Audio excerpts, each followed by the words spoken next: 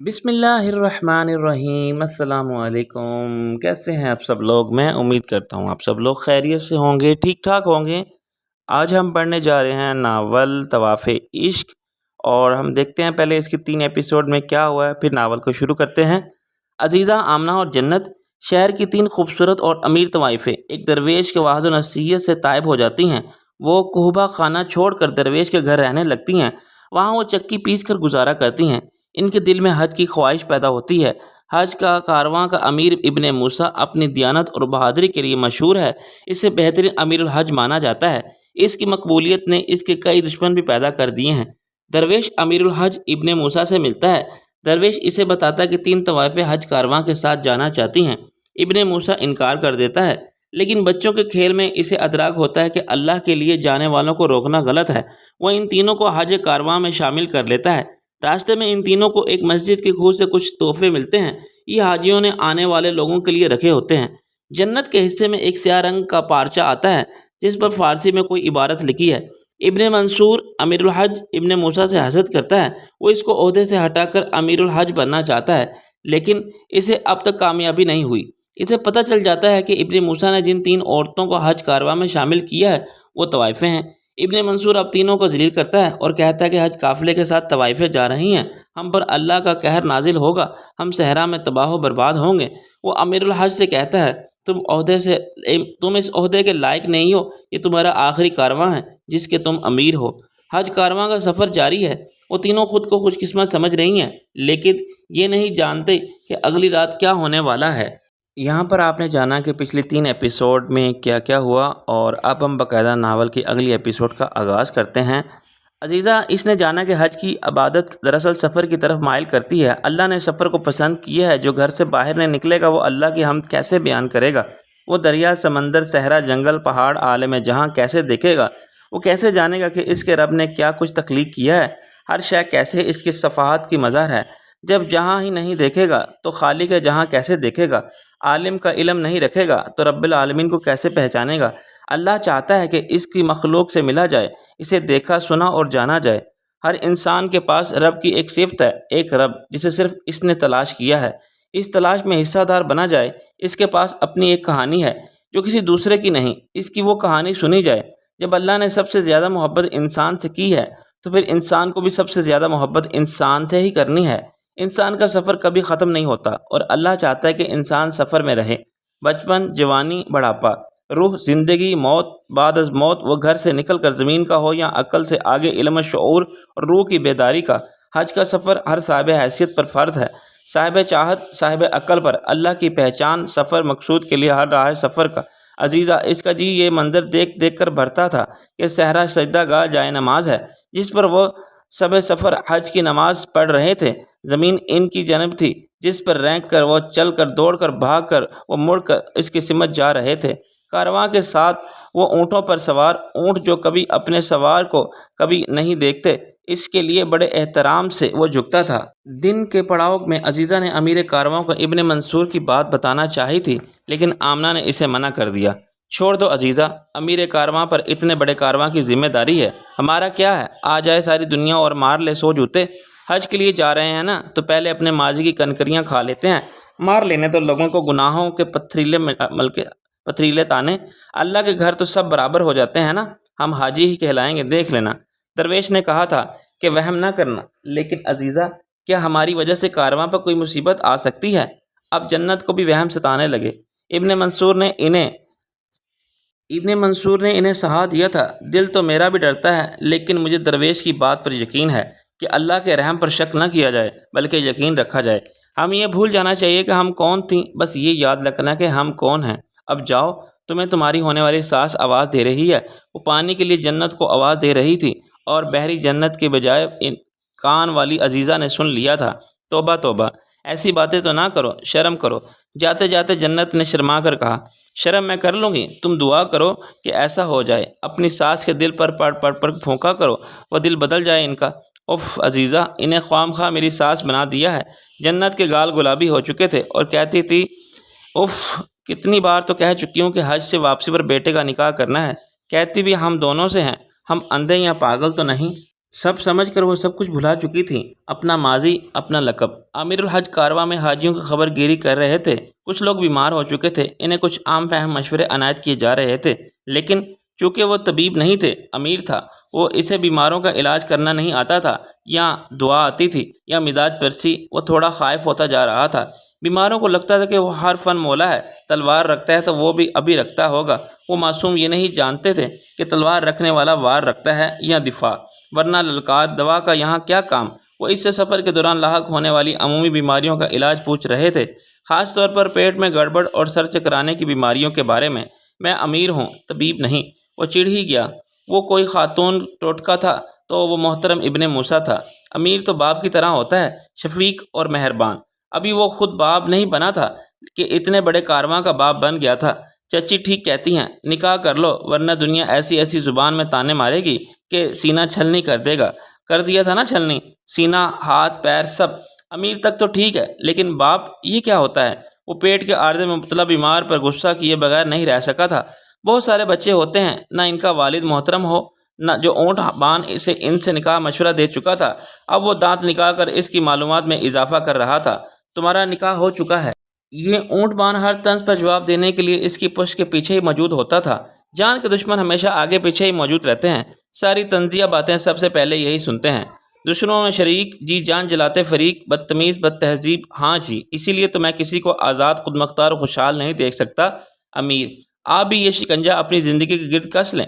یقین جانیے، صبر و ضبط کے ایسے ایسے مرحلوں سے گزریں گے کہ مر جانا چاہیں گے یا مار دینا، لیکن ہوگا تیسرا کام، مار دیے جائیں گے۔ وہ بے ساختہ ہنس دیا۔ تو یوں کہو مجھے خوش باش دیکھ کر جل جاتے ہو؟ اپنا دل جلا ہوا تو جی چاہتا ہے سب ایسے ہی جلنے بھنے رہیں۔ کیسی عورتوں جیسی باتیں کر رہے ہو؟ اس نے کہکا لگایا۔ عورت سے ہی سیکھی ہیں، زوجہ سے۔ اس کے دانت پھر باہر آئے تھے۔ عورت نہ اونٹ بان کی ٹھوڑی کو اپنی 4 انگلیوں سے مسل کر رگڑ کر وہ آگے بڑھ گیا۔ کارواں میں گھومتے پھرتے اس نے ان تینوں کو ایک اونٹ بیچارے سے باتیں کرتے ہوئے دیکھا۔ عزیزہ نے اونٹ معصوم کی مہار پکڑی ہوئی تھی اور وہ اسے بڑی محبت سے ہو لیے جھٹک کر اپنے سوالوں کی طرف متوجہ کر رہی تھی۔ یعنی وہ اس سے کچھ قصے کہانیاں سننا چاہتی تھی۔ یعنی کیا اسے اونٹ کی زبان آتی تھی؟ یعنی کیا اونٹ کو اس کی زبان سمجھ میں آتی تھی؟ یعنی کیا اسے اونٹ سے ہی قصے کہانیاں سنتی تھی؟ انسان مر گئے تھے کیا؟ 2 میں سے 1۔ یا اللہ مجھے ان سے بچا لے کہ صورت میں بنے اونٹ کو پتہ نہیں کیا کھلانے کی کوشش کر رہی تھی۔ دوسری اس کا منہ کھولنے کی تگ و دو کر رہی تھی۔ وہ نہیں کھول رہا تھا تو جھلا کر کہہ رہی تھی، یہ تو منہ ہی نہیں کھول رہا۔ ہونا تو یہ چاہیے تھا کہ وہ نیچے سے اپنی لمبی ٹانگ چھوڑ دیتا، جو ان میں سے کسی ایک کو تو جا کر لگتی، اور پھر وہ ان سے پوچھتا، میری جان چھوڑو گی یا جہاں؟ یہ جہاں پر تم سوار ہو کر عزیزہ کہتی ہے، یقیناً یہی کہتی۔ کارواں والے جسمانی بیمار ہیں اور یہ تینوں ذہنی۔ امیر کارواں نے زیر دل کہا، یقین سے کہا۔ ذہنی بیماریوں میں سے ایک بیمار عزیزہ تک اس کے تندرست ذہن کی سوچ پہنچتی تھی۔ اس نے گردن موڑ کر پیچھے دیکھا، اونٹ کی منہال پکڑے پکڑے دیکھا۔ ہوا کچھ تیز تھی اور اس کی چادر، اس کا لباس پیچھے کی طرف کھینچا اڑ جاتا تھا۔ امیر کارواں وہ ایک لمحے کے لیے بھول گیا تھا کہ وہ کہاں کھڑا ہے۔ عزیزہ نے چادر واپس کھینچ کر اونٹ کے ساتھ اونٹوں والی باتیں کرنی شروع کر دیں، وہ باتیں جو اونٹ واقعے میں سمجھ لیتا۔ تو رک کے عزیزہ سے کہتا، یہ کیا ہانک رہی ہیں آپ؟ مجھے صرف جانور ہی سمجھا جائے، اپنی طرح کا پاگل نہیں۔ پاگل عزیزہ؟ امیر کارواں آگے بڑھ گیا تو اس نے دزدیدہ نظروں سے ابن موسیٰ کو دیکھا۔ انسان کے پاس دعا میں بہت کچھ مانگ لینے کا اختیار ہوتا ہے، بہت کچھ جائز، بہت کچھ ضروری۔ معاملہ اللہ کے ساتھ ہو تو کوئی بھی معاملہ طے پا سکتا ہے۔ تو کیا وہ زندگی کے کارواں کے امیر سے حج کے کارواں کے امیر کی بات کرے؟ اس کا دل دھڑک رہا تھا۔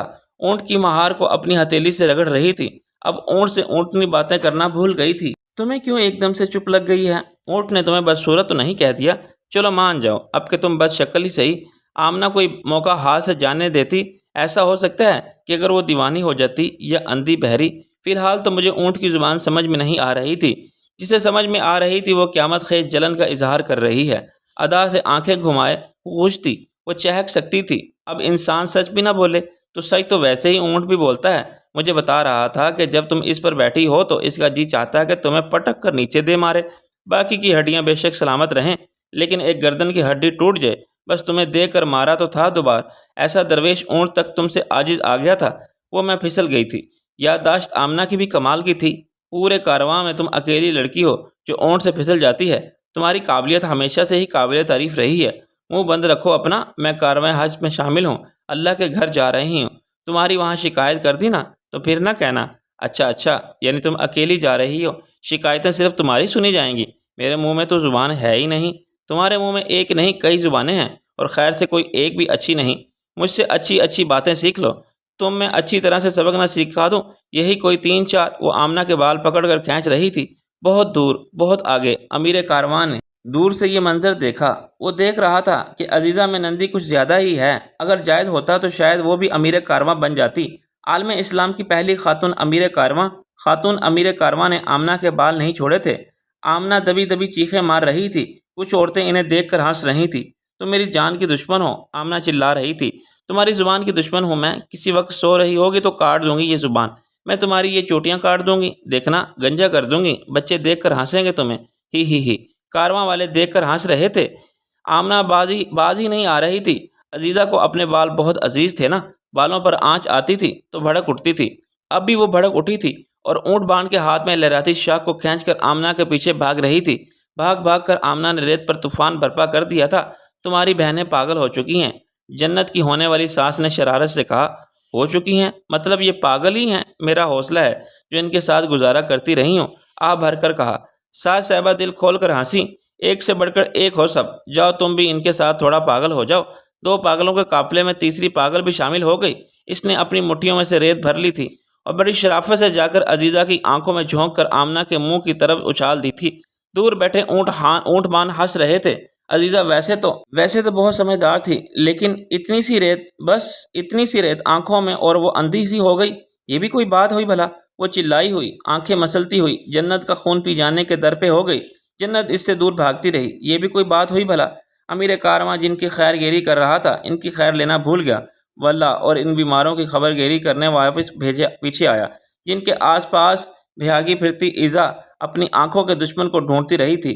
ویسے تو امیر کارواں پہلے چڑ گیا تھا، لیکن اب انہیں اس سے ایک دم سے پیٹ کی خرابی کا ایک ٹوٹکا یاد آ گیا تھا۔ وہ اس ٹوٹکے کو اپنے دل میں دبا کر واپس بیمار کے پاس آیا۔ بیمار بیچارہ اپنی کہانی پھر سے سنانے لگا۔ وہ سمجھا امیر نسخہ شفا لائے ہیں۔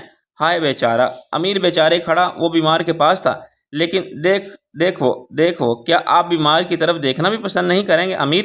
یہ بات کس نے کہی ہوگی بھلا؟ بالکل اسی اونٹ باندھ نے، جو ایسے ہر موقع پر امیر کے آس پاس موجود رہ کر امیر کا دل و غریب کیا کرتا ہے۔ ہر تیر زہر بجھا، ہر تیر نشانے پر تم نے ارادہ باندھ لیا ہے کہ میرے ہاتھوں ہی قتل ہوگے۔ امیر نے اب اس کی گردن پر ہاتھ رکھ ہی دیے تھے، قتل نہیں فوت۔ امیر جب انسان دل سے جانا ہے تو وہ فوت ہو جاتا ہے۔ بیچارہ، آپ کا دل کہاں قبر بنوائیں گے، اس کی صحرا میں یا تمہارے سر میں؟ کٹے ہوئے سر میں، امیر نے دانت پیس کر کہا۔ نکاح کے 2 بولوں میں بنوا لیں، فوت شدہ دل کو قبول ہے میں دفنا دیں۔ فوت شدہ دل قبول ہے، دل امیر کارواں کا دل، امیر کارواں کا دل۔ اس دن کی رات کارواں کے ساتھ ان کی آخری رات، وہ رات رحم ولی سے بے دلی رحمی کے طوفان میں کٹی تھی۔ ان کے کارواں پر بدوؤں کا حملہ ہو چکا تھا۔ خاموش کارواں میں ایسی دہائی مچی تھی جسے دیکھتے ہی دیکھتے تند ہوائیں وبال مچاتی، گرج کر آسمان کو کڑکڑتی بجلیوں کے جال میں بدل دیتی ہیں، سب تہس نہس کر دیتی ہیں۔ یہ حملہ ایسے وار ہوا تھا جیسے جنگ و جدل کے میدان میں موت وارد ہوتی ہے، آخری ہچکی لینے کا موقع بھی نہیں ملتا، سر کٹتا ہے اور دھڑ الگ رہ جاتا ہے۔ کارواں سے آگے، بہت آگے، ابن موسیٰ کا تیار کیا محافظوں کا دستہ سفر کر رہا تھا۔ یہ ان سے 1 دن کے فاصلے سے سفر کر رہے تھے، کسی گڑبڑ کی صورت میں وہ ابن موسیٰ کو خبردار کر سکتے تھے۔ کارواں سے مختلف سمتوں میں سفر کرنے والے جاسوس بھی چوکنا تھے، وہ جانتے تھے کب کہاں کیسے خبردار کرنا ہے۔ آتش گیر مواد آسمان کی سمت بلند کرنا تھا اور پیغام پہنچ جانا تھا۔ دن کے پیام رساں پرندے تھے، لیکن نہ آسمان چمکا، نہ پرندہ آیا، نہ ہوا ٹھٹکی، نہ ریت مچلی۔ ان کا کارواں چلتا رہا، لٹا تو رک گیا۔ بدوؤں کا حملہ ایسے ہوا تھا جیسے وہ کارواں کے راستے کو جانتے ہیں اور ریت کے سمندر میں غار بنا کر بیٹھے ہوئے تھے۔ اتنا بڑا کارواں لوٹ رہے تھے، تاریخ پر کچھ حق ان کا بھی بنتا ہے۔ صحرا ان کا تھا، صحرا سے باہر والوں سے تاوان جائز تھا۔ کارواں کے رہنما ستارے تھے، لیکن بدوؤں کو کئی اور رہنما بھی میسر تھے۔ دفاع پسند نہیں کیا گیا تھا، کچل دیا گیا تھا۔ بدو کارواں سے مال سمیٹ رہے تھے۔ زخمی امیر منہ کے بل ریت میں گرا تھا، اس کی پشت کو دیو کامت بدو کا جوتا مسل رہا تھا۔ وہ ہنس بھی تو رہا تھا۔ نکل گیا تمہاری شجاعت کا سارا دمخم، ابن منصور نے امیر کارواں سے چلا کر کہا۔ ہر حاجی لٹ رہا تھا، کٹوا دی مصر کی ناک، حاجی لٹے پٹے پٹے جائیں گے، ہم اپنے تبرکات سے ہاتھ دھو بیٹھیں گے، عالم اسلام میں سر شرم سے جھک جائے گا۔ مصر اپنے حاجیوں کی حفاظت نہیں کر سکا، دنیا کو کام یوں دکھائیں گے، وہ چلا چلا کر پوچھ رہا تھا۔ لٹتے ہوئے کارواں میں اس کی آواز جلتی پر تیل تھی۔ اپنے اسباب سے ہاتھ دھونا حراجی ابن منصور کے لفظوں کے جال میں بڑی جلدی پھنس گیا تھا۔ ابن موسیٰ نے اس جاہل انسان کی طرف افسوس سے دیکھا۔ وہ اسے نیچا دکھانے کا یہ موقع بھی ہاتھ سے نہ جانے دے رہا تھا۔ سردار بدو نے گردن جھٹک کر ابن منصور کی زبان درازی سے سیخ پا ہوتے امیر کارواں کو دیکھا۔ اس لمحے وہ ریت میں دھسی امیر کی تلوار کو اپنے ہاتھ میں لے کر تول رہا تھا۔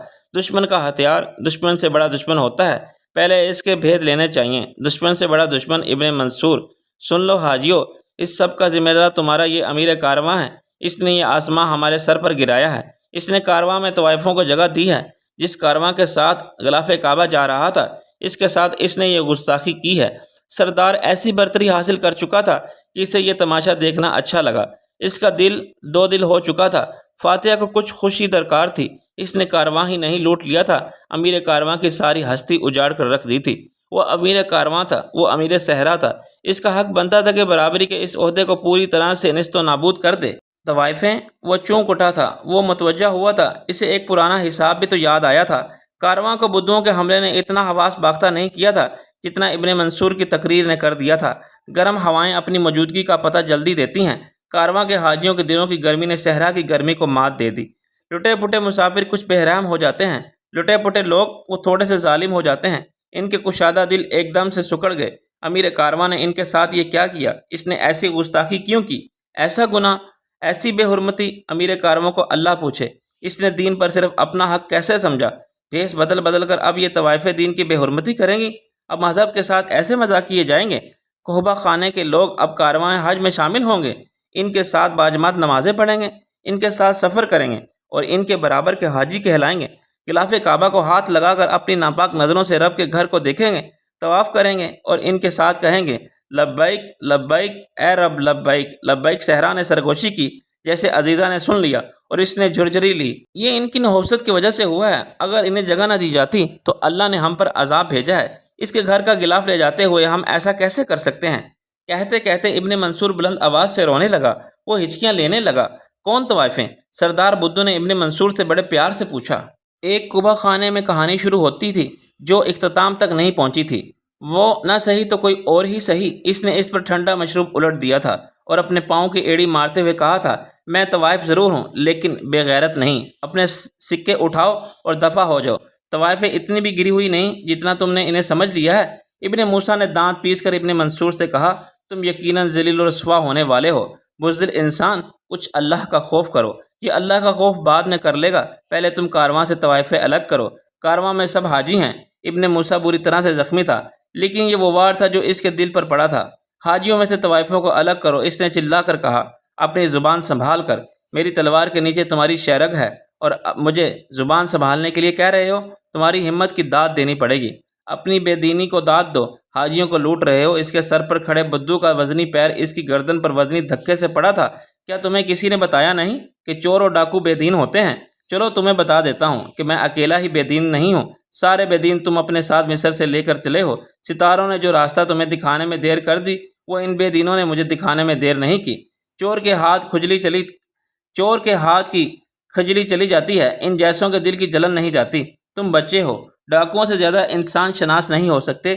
جاؤ، یہ سبق تمہیں سکھایا۔ امیر کارواں بنتے ہیں تو صحرا کے ڈاکوؤں سے لڑنے سے پہلے جماعت کے ڈاکوؤں سے لڑتے ہیں، آستین کے سانپوں سے۔ میرے دفاع میں ڈٹ کر کھڑا ہونے سے پہلے تمہیں ان کے سر کچلنے تھے۔ تم نے دیر کر دی امیر، تم نے کارواں لٹوا دیا۔ کیا فائدہ ایسی انسان شناسی کا کہ اگر انسان نے شیطان صفتی بننا ہو؟ ابن موسیٰ کو سمجھنے میں دیر نہیں لگی تھی، وہ کن سانپوں کی بات کر رہا ہے۔ نیک فطرت انسان کا ایک ہی مسئلہ ہوتا ہے، وہ سب کو اپنی طرح کا سمجھتا ہے اور تب ہی پیٹھ پر وار کرتا ہے۔ اس نے کہکا لگایا، حاجیوں کو لوٹنے کا ایک یہ فائدہ ہوتا ہے، سننے کے لیے بہت کچھ مل جاتا ہے، طبیعت باغ باغ ہو جاتی ہے۔ حاجیوں کی بد دعائیں تمہارے لیے آگ کا انتظام کرتی ہوں گی۔ آگ سے کھیلنے والوں کو آگ سے ڈرانا ہو، نادان ہو۔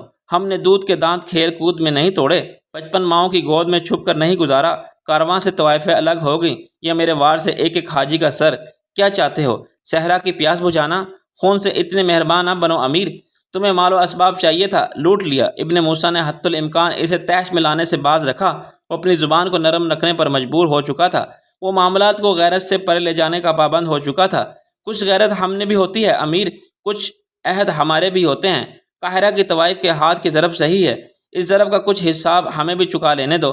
میں نہیں جانتا کہ آج کا صحرا مجھے اتنا کچھ دے دینے والا ہے، وہ میرے سارے حساب بے باک کر دینے والا ہے۔ تم امیر کارواں ہو، میں امیر صحرا، چلو ایک کو برتری لے جانے دیتے ہیں۔ مجھے ابن موسیٰ کی طرف نیچے جھک کر وہ اس سے بچوں کی طرح پچکا رہا تھا، تمہارا امیر تمہاری گردنیں کٹوا دینے والا ہے، وہ طوائفوں کی گردنوں کے بدلے میں تمہیں قربان کرنے والا ہے۔ ابن منصور عورتوں کی طرح کارواں والوں کی طرف ہاتھ اٹھا اٹھا کر دہائیاں دے رہا تھا، واویلا کر رہا تھا۔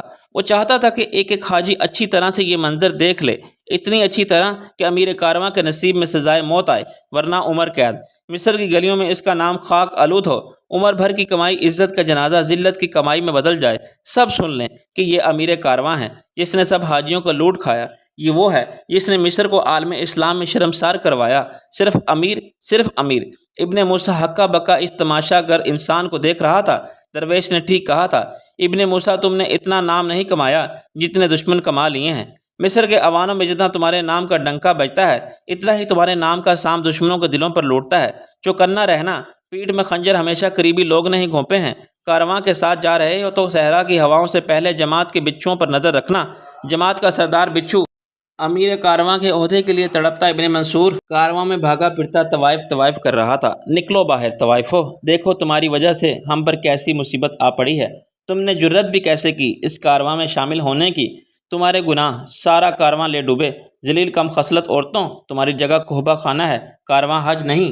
جنت کا اونٹ عزیزہ کے اونٹ سے کچھ دور آگے تھا، اس نے سہم کر سر گھما کر پیچھے عزیزہ کی طرف دیکھا، مشعلوں کی روشنی ناکافی نہیں تھی، آسماں بھی صاف تھا، چاند بھی روشن تھا۔ آگے بیٹھی عزیزہ نے جنت کی بے چین نظروں کو پا لیا تھا، دل کی دھڑکن سے پہلے اس نے صحرا کی پکار سن لی تھی، لبیک لبیک۔ وہ بحری نہیں تھی، جانتی تھی کہ اس کی حاضری آ گئی ہے، ان کی باری۔ صحرا میدان عرفات میں بدلا، آزمائش کے مزدلفہ میں قیام وقوف ہوا۔ ابن منصور انہیں ڈھونڈ رہا تھا، ایک ایک اونٹ کے پاس جا رہا تھا، ایک ایک کو دیکھ رہا تھا، وہ پاگل ہو چکا تھا۔ عزیزہ نے سر اٹھا کر آسمان کی طرف دیکھا، اس نے سوچا بھی نہیں تھا کہ ایسے کارواں کے حج میں ہزاروں لوگوں کے سامنے درویش اونٹ پر سوار، خاموش صحرا اور کھلے آسمان کے نیچے انہیں طوائف طوائف پکارا جائے گا۔ حاجیوں کے کارواں میں ان کا ماضی انہیں پتھروں کی طرح مارا جائے گا۔ طوائف طوائف انہیں نام سے نہیں گناہ سے پکارا جائے گا، انہیں انسان نہیں صرف طوائف سمجھا جائے گا۔ جو عہدے کیے ہیں، جو عہد کیے ہیں، ان پر قائم رہنا۔ مومن بال سے باریک تلوار سے تیز صراط پر چلتا ہے، جو عہد کیے تھے وہ عہد نبھانے۔ عزیزہ لٹک کر اونٹ سے اتری تھی، اس نے اترنے میں بہت جلدی کی تھی، اس سے پہلے کہ ابن منصور انہیں ڈھونڈ لیتا، اس سے پہلے کہ وہ ہاتھ کا اشارہ ان کی طرف کر کے انہیں پھر سے طوائف طوائف کہتا، اس سے پہلے کہ اس نے اس کا غرور چھین لیا، اپنا رتبہ قائم رکھا، اپنی بڑائی کو کمتر نہیں ہونے دیا۔ اسے فخر تھا کہ وہ تائب ہو چکی ہے، وہ ایک لمحے کے لیے بھی شرمندہ ہونے والی نہیں تھی۔ ساری دنیا ہاتھوں میں پتھر پکڑ لیتی، ساری دنیا مل کر طوائف طوائف پکارتی، تو بھی وہ اللہ کے رحم پر شک کرنے والی نہیں تھی، تو بھی وہ پلٹ کر واپس کوبہ خانہ جانے والی نہیں تھی۔ ساری دنیا مل کر انہیں دنیا سے نکال دینے والی تو بھی تھی۔ لٹک کر ہی آمنہ نیچے آ گئی، لیکن جنت، وہ دل کی کمزور تھی نا، وہ رو دی تھی۔ اس کے دل سے ایک ایسی درد بھری ٹیس اٹھی کہ وہ درویش اونٹ پر سوار ہوتی تو اس ٹیس سے ہی مر جاتی۔ وہ سہم گئی، تڑپ اٹھی، وہ کسی امتحان کے لیے تیار نہیں تھی، وہ اس تماشے کے لیے بالکل تیار نہیں تھی۔ اس نے گردن موڑ کر خاتون ساس کو دیکھا اور ان کے سینے سے جا لگی، کاش دنیا یہیں ختم ہو جائے، سب مر جائیں، قیامت آ جائے۔ اس نے روتے ہوئے سوچا، انہیں اپنے سینے سے شدت سے بھینچ لیا۔ اس نے ماں نہیں دیکھی تھی، لیکن ماں پا ضرور لی تھی، پایا تھا تو بچھڑنا بھی تھا۔ صبر کرو جنت، ابھی یہ لٹیرے چلے جائیں گے، ہم بہت جلد منزل پر پہنچ جائیں گے، ابھی تو شروع ہوا ہے خالہ سفر۔ اس نے کہا کہ اسے اونٹ سے لٹک کر کود گئی۔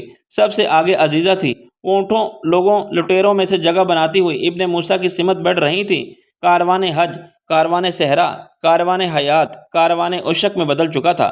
عزیزہ کی چال، آمنہ کا افسوس، جنت کی دبی دبی ہچکیاں، ہتیلی سی گیلی آنکھیں پوچھتی سسکیاں، دور قاہرہ میں کچی پکی نیند سونے والا درویش، وہ نم آنکھیں لیے جاگ اٹھا ہوگا، تہجد کے لیے اٹھنے کی تیاری کرتی درویش کی زوجہ، وہ ایک دم سے رو دی ہوگی۔ درویش کی چھوٹی بچیاں جو ان سے بہت پیار کرتی تھیں، وہ ایک برا خواب دیکھ رہی ہوں گی۔ دور، بہت دور مصر، جہاں سے حق نکلا تھا، وہ اس کے نیست و نابود ہو جانے پر سہم گیا ہوگا۔ عاجز اونٹ سر اٹھا کر دیکھے بغیر نہیں رہ سکے، وہ کلام رکھتے تو کہتے، عزیزہ جاؤ تمہارا اللہ نگہبان ہے۔ عزیزہ کو اپنے پیچھے دیکھنے کی ضرورت نہیں تھی، وہ جانتی تھی وہ دونوں بھی اس کے ساتھ ساتھ آ رہی ہیں کہ وہی تھی جو ان دونوں کو کوبہ خانے سے لے کر نکلی تھی، جس نے انہیں کاروان حج میں شامل کروا دیا تھا۔ ہاں یہ وہی تھی جو اب کاروان حج سے باہر ہونے جا رہی تھی۔ جرات جرات سینہ ٹھوک کر کہنا کہ ہاں میں حاضر ہوں۔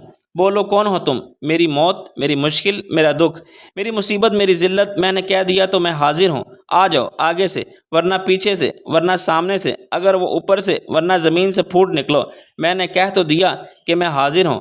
دلوں میں حق کی روشنی اس وقت روح تک پہنچتی ہے جب وہ جرت رکھتی ہیں۔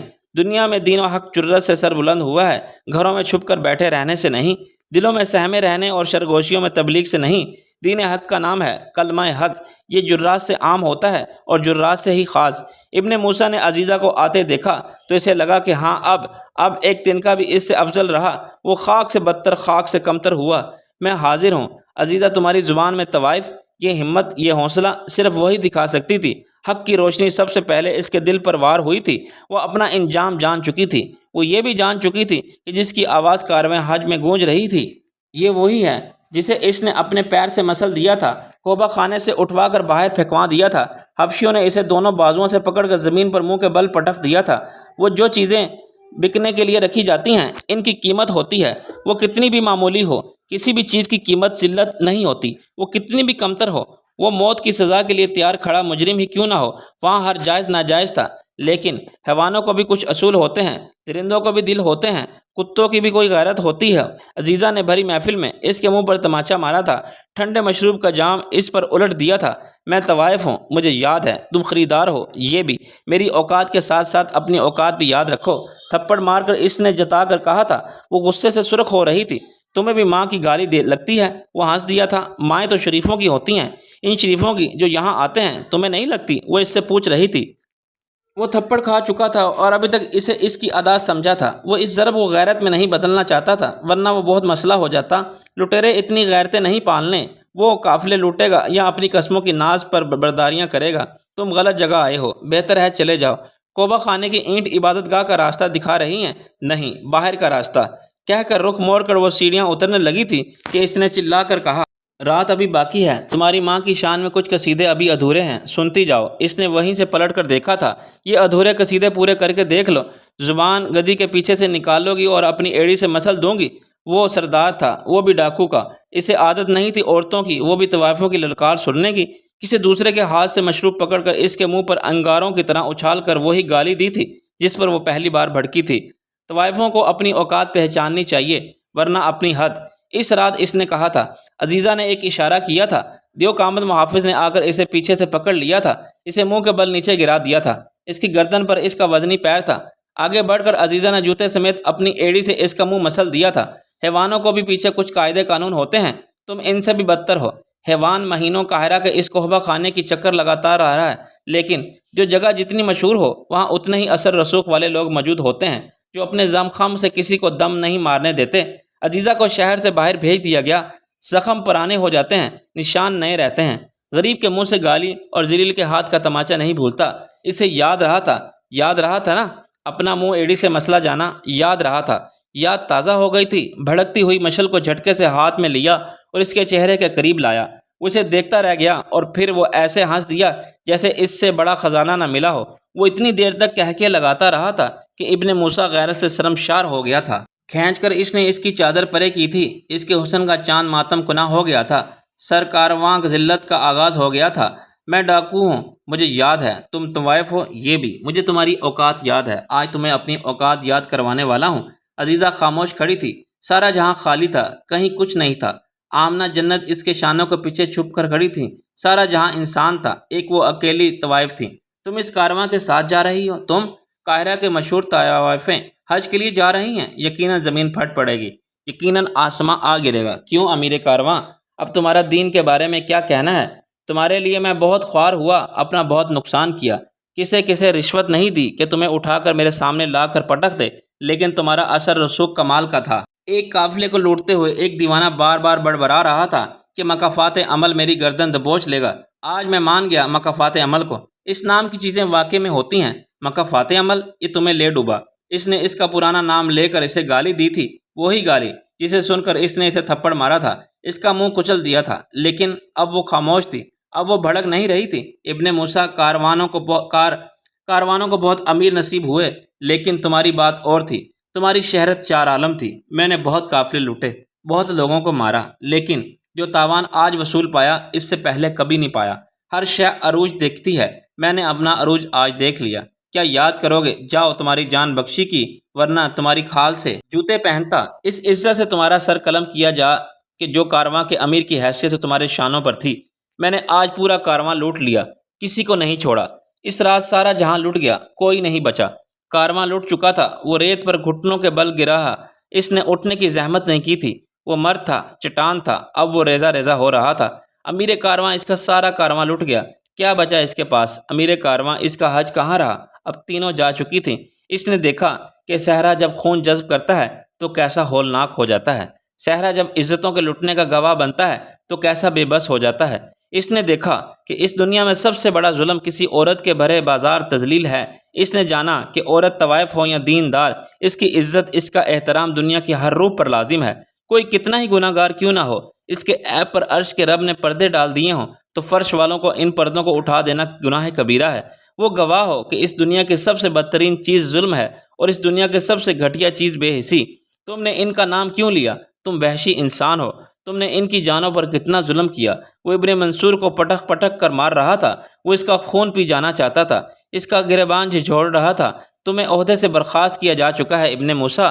کارواں کے اہم ارکان اس کے سر پر کھڑے اسے ابن موسیٰ کے لقب سے بلا رہے تھے، یہی تو وہ سب چاہتے تھے۔ امیر کارواں، امیر الحج کو ابن موسیٰ میں بدل دینا۔ ابن منصور کا گریبان چھوڑ دو، اپنا عہد پورا کرو، کارواں کو اس کی منزل تک پہنچاؤ۔ یہ کارواں تمہاری وجہ سے لٹا ہے، تم سے مصر واپسی پر بات ہوگی۔ اپنے گھوڑے پر بیٹھ کر وہ ان کے پیچھے جا رہا تھا کہ پیچھے سے آواز آئی، تم اللہ کو حاضر ناظر جان کر کارواں کی سرپرستی کا حلف لے چکے ہو۔ تم کارواں کو بیچ راستے میں چھوڑ کر فرشتہ اجل کی پکار کے سوا کہیں نہیں جا سکتے، ورنہ خدا کو کیا منہ دکھاؤ گے، ورنہ اللہ کو کیا منہ دکھاؤ گا؟ وہ چلا کر ان سے پوچھ رہا تھا۔ اب لٹے پٹے حاجی امیر کارواں کا نیا روپ دیکھ رہے تھے۔ اللہ کو کیا منہ دکھاؤ گے تم سب؟ وہ چلا کر ان سب سے پوچھ رہا تھا، کیا منہ دکھاؤ گے؟ جواب دو۔ اس کے سوال کی شدت نے صحرا کا سینہ لرزا دیا تھا، اور آمنہ کو ملے کلام حق پر لکھی تحریر کا ایک کلام زندہ ہو گیا تھا، اور وہ کہتا تھا، بتا اے انسان، اللہ کو کیا منہ دکھائے گا؟ اس کی مخلوق کو کمتر پائے گا تو خود کو کیسے معتبر بنا پائے گا؟ اس کا گھوڑا صحرا میں بل کھا رہا تھا۔ اس نے لٹے پٹے کارواں کو دیکھا کہ ہستیاں اور بستیاں کیسے اجڑ جاتی ہیں، ظلم سے، نا انصافی سے۔ سب حاجی اپنا اسباب سمیٹ رہے تھے، اور 3 حاجی اپنا آپ سمیٹ کر جا چکے تھے، وہ اس کا سکون قرار سب ساتھ لے گئے تھے۔ اس نے دیکھا کہ کاروان حج بہت پیچھے رہ گیا ہے، لیکن حاجی بہت آگے نکل گئے ہیں۔ 3 حاجی، جنت، آمنہ اور عزیزہ، وہ ان کے گھوڑوں کے ساتھ بندھی ہوئی چل رہی تھی، جیسے کارواں میں اونٹ آگے پیچھے چلتے ہیں، وہ بھی آگے پیچھے چل رہی تھی۔ یہ عہد کا سب سے چھوٹا کارواں حج تھا، 3 حاجیوں کا، گھسیٹ کر، رینگ کر، چل کر، گر کر، اٹھ کر چلنے والا۔ حج کی نیت، حج کا ارادہ، حج سے محبت، رب کے گھر کی چاہت رکھ کر قدم اٹھانا، چلنا، چلتے رہنا، اعمال کی سرزمین میں امتحان کے آسمان سے نکل کر مرکز کی سمت بڑھنا، ٹوٹ کر، جڑ کر، رو کر، قوی ہو کر بڑھنا اور بڑھتے ہی رہنا۔ یہ دنیا کا سب سے مظلوم کارواں تھا، پھر بھی کیسا چپ تھا، کوئی دہائی نہیں تھی، کوئی سسکی، کوئی آ نہیں تھی۔ انسان کمزور واقع ہوا ہے، وہ بھی کمزور تھیں، لیکن جس وقت عزیزہ بدو کے سامنے جا کھڑی ہوئی تھی، اس نے کہا، میں حاضر ہوں۔ اس لمحے انہیں لگا ساری کائنات ان کے ساتھ یک زباں ہو کر کہا ہے، لبیک لبیک۔ جنت جو رو رہی تھی، اس نے بڑی سختی سے اپنے آنسو پونچھ لیے تھے۔ آمنہ جس کی ٹانگیں کانپ رہی تھی، وہ چٹان ہو گئی۔ انسان بڑا کمزور واقع ہوا ہے، جو کمزوروں میں کبھی ہو کر اٹھ کھڑا ہوتا ہے، اسے چن لیا جاتا ہے۔ صحرا کی ریت ان کے قدموں کے نیچے ان کی زبوں حالی پر ماتم کر رہی تھی۔ سردار بدو اپنے ٹھکانے پر پہنچ چکا تھا، ان کا سفر چور بازار پر ختم ہوا تھا۔ اس نے انہیں اتنی حیثیت بھی نہیں دی تھی کہ انہیں اپنے چور گھوڑوں کے پیٹھ پر سوار ہونے دیتا، اور اب وہ چور بازار میں مشعلوں کی روشنی میں چبوتروں پر کھڑی ہیں، تینوں۔ یہ ان جیسوں کا چور بازار تھا، یہاں چیزیں ارزاں قیمت پر بکتی تھیں، چوروں لٹیروں کی چیزیں، یہاں تک نیک پارسا، عام و خاص سب آ جاتے تھے، غلیظ کمینے بھی، چور لٹیرے، آقا غلام بھی۔ 3 دن تک ان کی بولیاں لگتی رہی تھیں، لیکن کوئی بولی ان کی قیمت پر پوری نہیں اتری تھی۔ وہ اپنے حسن میں بے مثال تھیں، ان کے اونچے دام لگ رہے تھے، اور وہ 2 مردوں کے ہجوم میں بیٹھا ہنس رہا تھا۔ وہ کسی قیمت پر بھی ہاں نہیں کر رہا تھا، پہلے اس نے ان کی قیمت چڑھا دی تھی، اتنی چڑھا دی کہ وہ وہاں سب کی پہنچ سے باہر ہو چکی تھی، اتنی ہی قیمت جو کسی انسان کی دی ہی نہیں جا سکتی۔ پھر اس نے قیمت گرا دی تھی، اتنی کہ گلی کے مردہ کتے کے بدلے میں بھی انہیں خریدا جا سکتا تھا۔ ان کی غلامی، ان کی بولی، ان کی موجودگی ہر دس زبانوں زیادہ عام ہوئی۔ بازار میں بازاریوں کی بہتات خاص ہوئی، جو نہیں بھی خریدنا چاہتے تھے وہ بھی محفوظ ہونا چاہتے تھے۔ اتنا حق تو ہر انسان کا بنتا ہے نا۔ جو محظوظ نہیں ہو رہے تھے وہ بس دیکھ رہے تھے۔ یہ محظوظ ہونے والوں سے بھی بدتر تھے، یہ گونگے تھے، چپ تھے۔ جب وہ اچھی طرح سے محفوظ ہو چکا، اس کا جی بھر گیا، اس کی غیرت کا جام بھر گیا، تو 15ویں دن اس نے اعلان کیا کہ آج رات کی بولیاں آخری ہوں گی۔ جو ان کے جتنے گرے ہوئے دام لگائے گا وہ انہیں ساتھ لے جائے گا۔ اتنی گری ہوئی قیمت جتنی کبھی کسی چیز کی نہ لگی ہو۔ 2 بار بولی لگانے کی اجازت نہیں ہے، لگاتے جاؤ، آگے بڑھتے جاؤ۔ دنیا میں ان سے زیادہ ارزاں قیمت کسی کو نہیں لگنے والی تھی۔ دنیا کی ہر چیز گواہ ہو جانے والی تھی۔ میں تمہیں 2 کوٹے سکے دیتا ہوں، کھوٹے ہی صحیح، سکے تو ہیں، آگے بڑھو۔ اس نے نہ میں سر ہلا دیا تھا، گھوڑے کی نال، نہ مجھے گھوڑے عزیز ہیں۔ ایک ایک کر کے کئی آوازیں ایک ساتھ بلند ہوئیں۔ مذاقاً کتنوں نے کتنی ہی بولیاں لگائیں۔ اسے بس اتنی پسند آئیں کہ وہ کہکوں کے نام ہوئیں۔ بازار میں بازاریوں کا ریوڑ کھچا کھچ تھا۔ سب کی زبان پر ایک مول تھا، یہ لو، یہ مجھے گندی نالی میں پڑا ملا ہے۔ ایک بازاری مردہ بدبودار چوہا لے کر مجمع کے سامنے آیا، ناک ڈھانپ کر دم سے اٹھا کر سب کے سامنے کیا۔ اس سے گری ہوئی قیمت اور کیا ہوگی؟ گرے ہوئے مجمع نے گرے ہوئے کہکے لگا دیے، چوہے کو آمنہ پر اچھال دیا۔ آمنہ فروخت اس کے نام ہوئی، اور پھر جنت۔ اس کی قیمت چمڑے کی ٹوٹی ہوئی جوتی قرار پائی۔ پیر کی جوتی، پیروں کی خاک کے لیے جنت کی قیمت، وہ بھی فروخت ہوئی۔ مجھے لفظوں کا جادوگر کہا جاتا ہے، میں کھڑے کھڑے لغت تیار کر لیتا ہوں۔ گری ہوئی یہ گالیاں میں اس کے نام کرتا ہوں، اشارہ کر کے کہا۔ پھر ایک ایک کر کے گالیاں دینی شروع کیں۔ ہر گالی پر کہکے گونجے، ہر گالی پر واہ ہوئی۔ ہر گالی، ایک گالی سن کر تماچا مارنے والی کی فروخت ہر گالی کے نام ہوئی۔ عزیزہ، وہ گالیوں کے عوض فروخت ہوئی، فروخت سر عام ہوئی۔ دنیا کے بازار میں انسانوں کے بھیس میں، حیوانوں کے ہجوم میں جب کسی انسان کی بولی لگتی ہے تو وہ گری ہوئی قیمت پر لگتی ہے۔ سب سے ارزاں وہ امال کی نہیں، اوقات کی لگتی ہے۔ ان کی اوقات یہی قیمت تھی، اور ان کی صراط کی قیمت وہ تو وہ خود طے کریں گی۔ دنیا میں انسان کی بولی کوڑیوں کے بھاؤ لگے تو وہ جان جائے کہ وہ راہ حق پر ہیں، راہ رب پر۔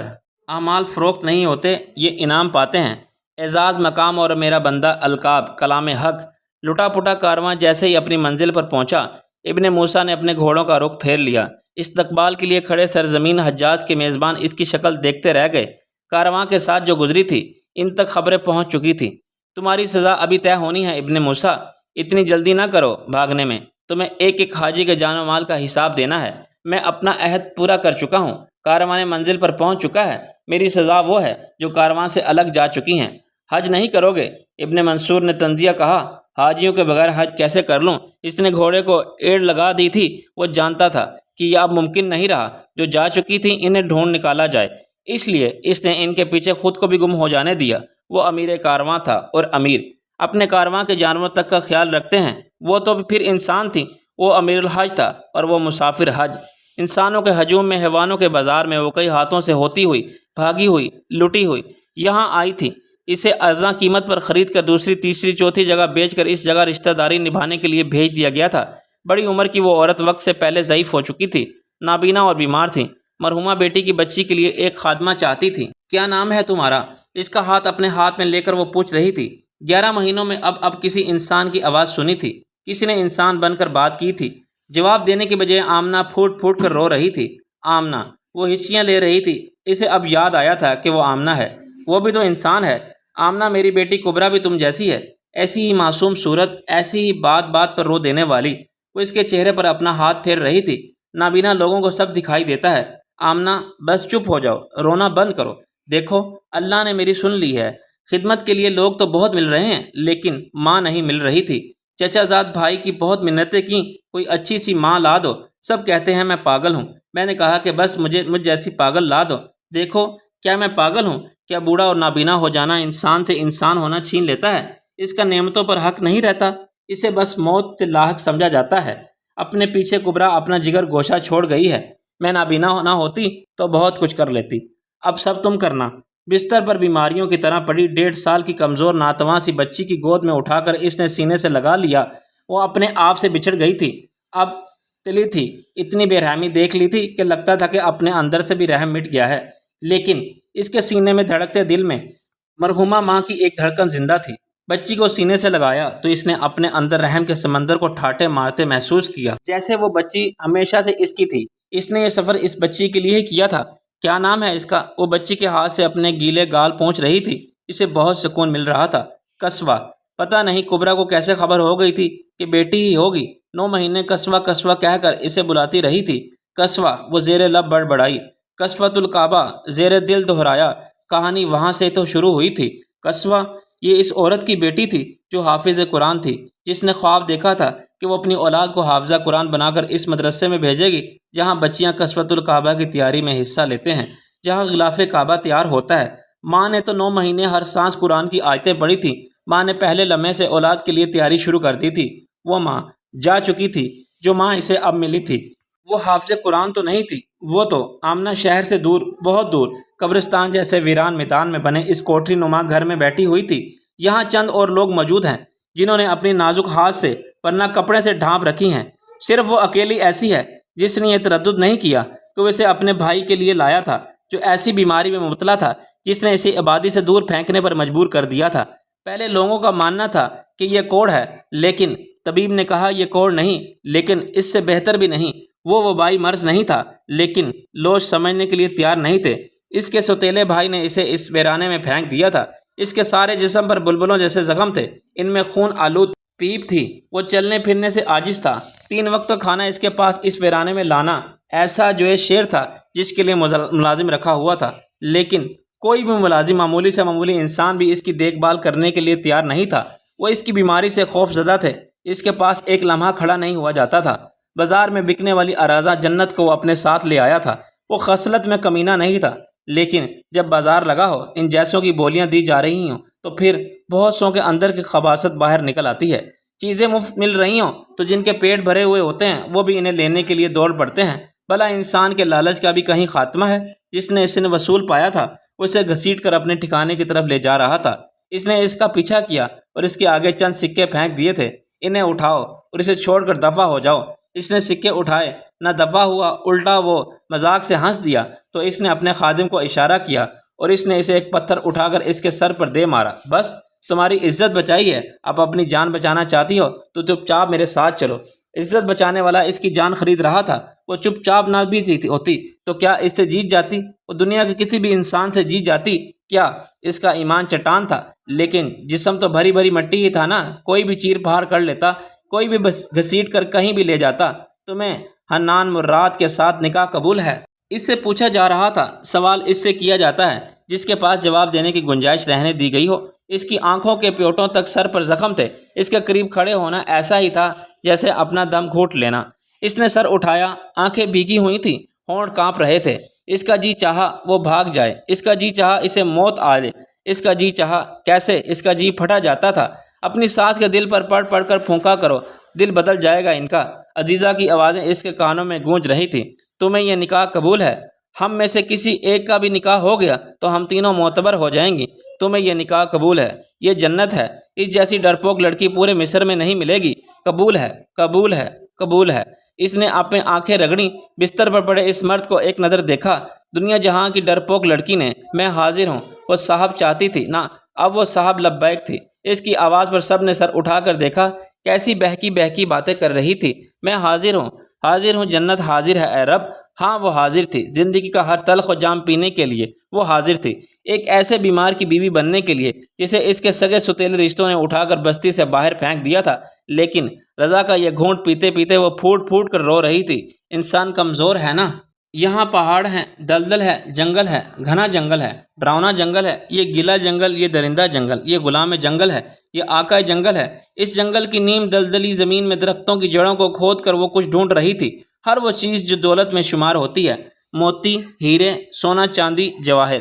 یہ عزیزہ ہے، وہ ان 30 لوگوں میں سے ایک ہے جنہیں تون میں اپنا غلام بنا لیا تھا۔ اس کے آدمی بدنام زمانہ منڈیوں میں سے اس جیسے غلام خرید خرید کر لاتے ہیں جن کے آگے پیچھے کوئی نہیں ہوتا، جو کوڑیوں کے مول فروخت ہوتے ہیں۔ یہ 30 غلام 9 عمر بچیاں ہیں، کچھ بڑی عمر کی عورتیں، چند ضعیف عورتیں، اور ایک وہ ہے وہ زمانہ عملیت سے زمانہ غلامیت کے وقت میں آ چکی تھی۔ بدترین غلاموں میں تون وہ بدترین آقا تھا۔ وہ اب تک اپنی پشت پر کتنے ہی کوڑے کھا چکی تھی۔ چور بازاروں میں گالیوں کے مول بکنے والی جنگل میں ہیرے موتی ڈھونڈ رہی تھی۔ وہ زمین کی جنت سے خزانہ تلاش کر رہی تھی۔ کبھی یہ جنگل ڈاکوؤں کا مسکن ہوا کرتا تھا۔ وہ اتنے مشہور اور نڈر ڈاکو تھے کہ انہوں نے کئی سو شاہی قافلے لوٹ کر ان کے خزانے جنگل کو ہضم کروا دیے تھے۔ انہوں نے بحری قزاق تک نہیں چھوڑے تھے۔ مشہور تھا کہ ہولناک زلزلے ان کا مسکن گہرے اندھیرے غار کو پورا کا پورا زمین میں دھنسا دیا تھا۔ سب زندہ دفن ہو گئے تھے۔ بہت لوگ اس خزانے کی تلاش میں آئے تھے جو ڈاکو اپنے پیچھے چھوڑ گئے تھے۔ کچھ کے ہاتھ وہ آیا تھا، کچھ دلدلی زمینوں سے اپنی زندگی کا موت دے کر کبھی نہیں لوٹے تھے، کچھ ہمت ہار گئے تھے، لیکن ایک وہ سب پر بازی لے گیا تھا۔ اس نے غلاموں کی فوج اکٹھی کر لی تھی۔ وہ منڈیوں میں سے اپنے مطلب کے غلام خریدتا تھا اور انہیں درختوں کی جڑوں، غاروں کے اندھیروں، دلدلوں کی تہوں، جھاڑیوں کے جھنڈوں میں خزانوں کی تلاش پر لگا دیتا تھا۔ صرف بچیاں، عورتیں، لڑکیاں جو جنگل سے فرار نہ ہو سکیں۔ اس کا ماننا تھا کہ پورا جنگل، ہر درخت، ہر دلدل کی تہ اس خزانے کا لقمہ کھائے ہوئے ہیں۔ اسے اب ان کے پیٹ سے وہ سب نکالتا ہے، سکے اور ظروف، سونا، چاندی، ہیرا موتی اور عزیزہ ہیرا۔ زمین کے ہیروں کی تلاش میں تھا۔ جو سرے لار لوٹ لیتے ہیں وہ ڈاکو ہوتے ہیں، جو زمین کے خزانوں کو اپنا پیٹ بھرنے کے لیے کھوجتے ہیں وہ چور ہوتے ہیں۔ زمین کا چور، زمین کے سینے میں جو کچھ ہے وہ زمین پر موجود ہر انسان کا ہے، خزانے کا کسی ایک کے نہیں ہوتے۔ اگر ایک کے ہوں تو پھر ہڑپ کر لینے والے فرعون ہوتے ہیں، یہ فرعون پھر غرقاب ہوتے ہیں۔ وہ فرعون ہی تھا، سب غلام اسے تون کہتے تھے۔ وہ فرعون اور طاعون کی خصوصیت کے اسلام سے واقف تھا، لیکن اسلام پر کوئی اعتراض نہیں تھا۔ آقاؤں کے بہت سے نام ہوتے ہیں، غلام کا بس ایک نام ہوتا ہے۔ غلام روشنی کی پہلی کرن کے ساتھ انہیں جنگل کی طرف ہانک دیا جاتا ہے۔ وہ زمین کھودتے تھے، نہیں، وہ زمین ایسے نہیں کھودی جا سکتی تھی جیسے پانی کے لیے کنویں کی، مردے کے لیے قبر کی، بیج کے لیے فصل کی۔ وہ گیلی، دلدلی، کٹیلی، زہریلی زمین ہاتھوں سے کھودی جاتی ہے، جیسے ریت سے بال تلاش کیا جاتا ہے، جیسے سمندر سے آنسو، جیسے جنگل سے پتنگا۔ زلزلے نے اتنے بڑے گروہ کے ڈاکوؤں کے خزانے کو دانوں کی طرح جنگل میں بکھیر دیا تھا، یہ اس کا ماننا تھا۔ وہ گیلی مٹی کے سینے میں تھا، اس سے مسل مسل کر نکالنا تھا۔ وہ کیچڑ دلدلی زمینوں میں تھا۔ کسی ہیرے کو خراش نہیں آنی چاہیے، اس کی قیمت کم نہیں ہونی چاہیے۔ سکوں کو، موتیوں کو، ظروف کو، اسے ہر چیز کو، ارزاں قیمتی سب کو۔ انسان نے ہمیشہ کم قیمت چیزوں پر ہاتھ ڈالا ہے، ہیرے جواہر پر اپنی قیمت بھلا کر اس نے پتھروں کو قیمتی بنایا ہے۔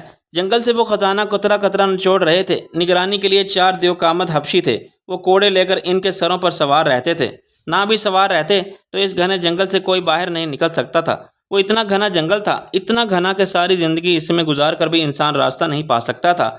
تو ان کے ہیرے موتی چاہیے تھے، وہ تلاش کرنے والے اپنی دعاؤں سے نکالتے یا انہیں اپنے خون سے، وہ معجزے کرتے یا جادو، ورنہ وہ غصے سے دیوانہ ہو جاتا تھا۔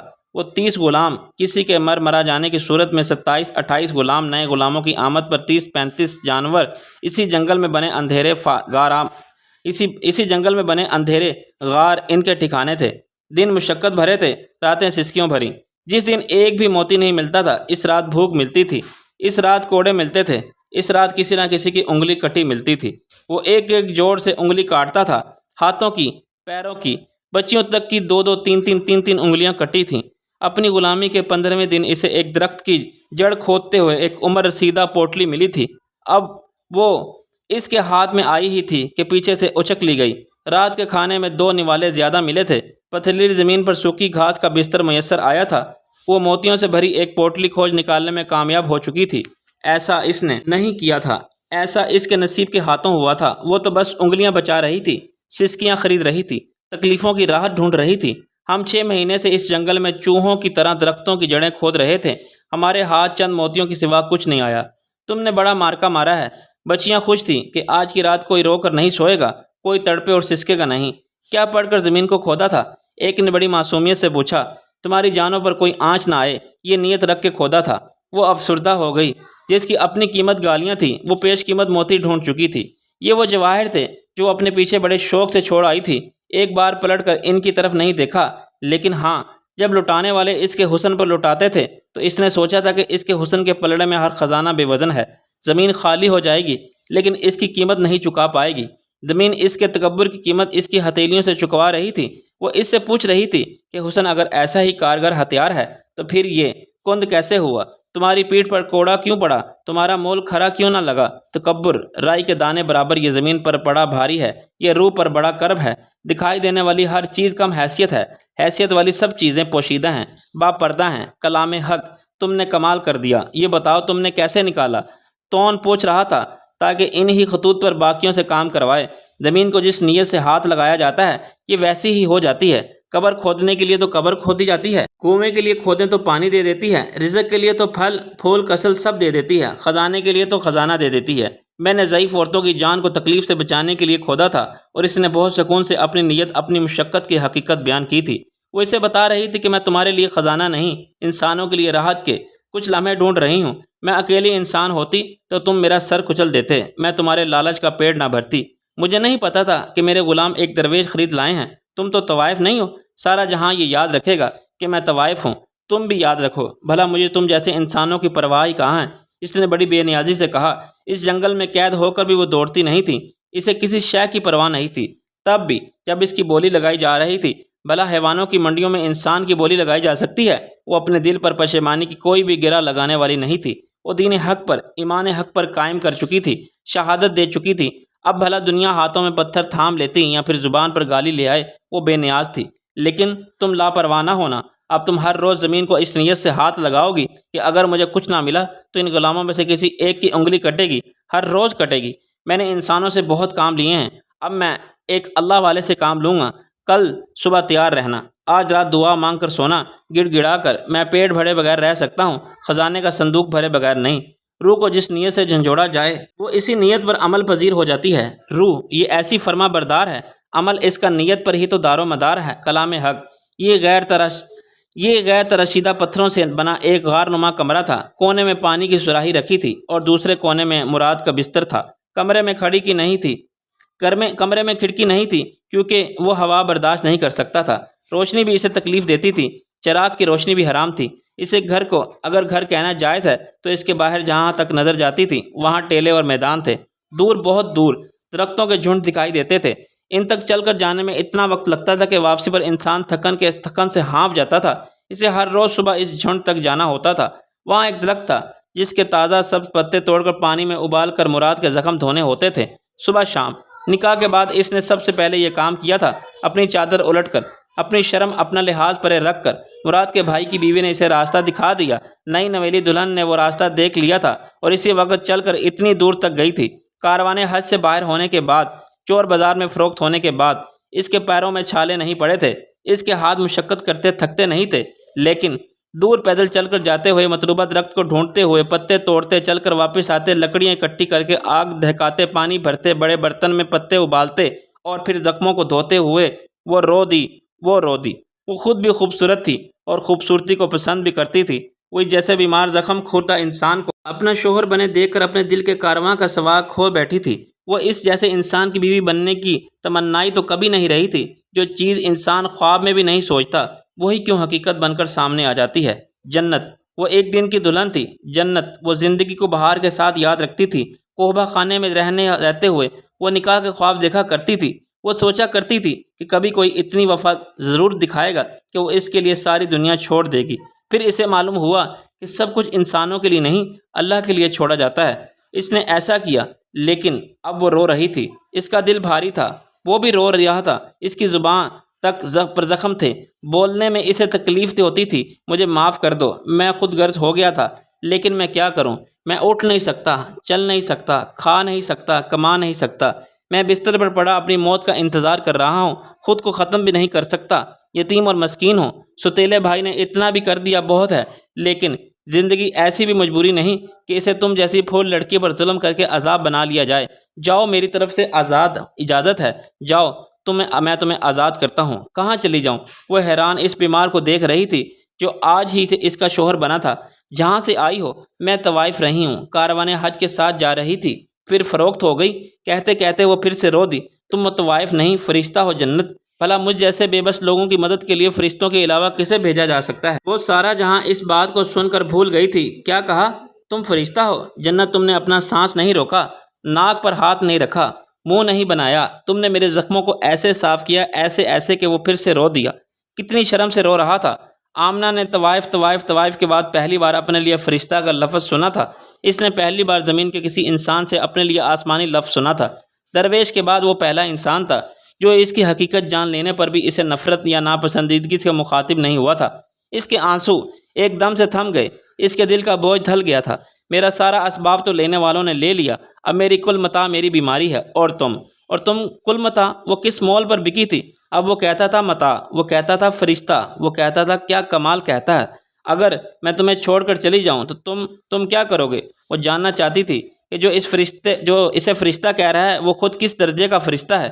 کرنے والا کرے گا، جنت بھلا انسان بھی کبھی کچھ کر سکا ہے؟ پہلے بھی میں نے تو کچھ نہیں کیا۔ دنیا جہاں کی تکلیفیں ایک طرف تھیں اور لاچاری ایک طرف تھی، اگر وہ اس کے زخم بھی نہیں دھو سکتی تھی تو وہ دنیا کی تندرست لیکن لاچار ترین انسان تھی۔ بے بس وہ نہیں جو بستر پر ہے، معذور ہے، بے بس وہ ہے جو اپنے اندر انسانیت نہیں جگا پایا۔ وہ انسان ہو کر انسانیت نہ دکھا سکتی تو پھر صاحب لبیک نہ رہتی۔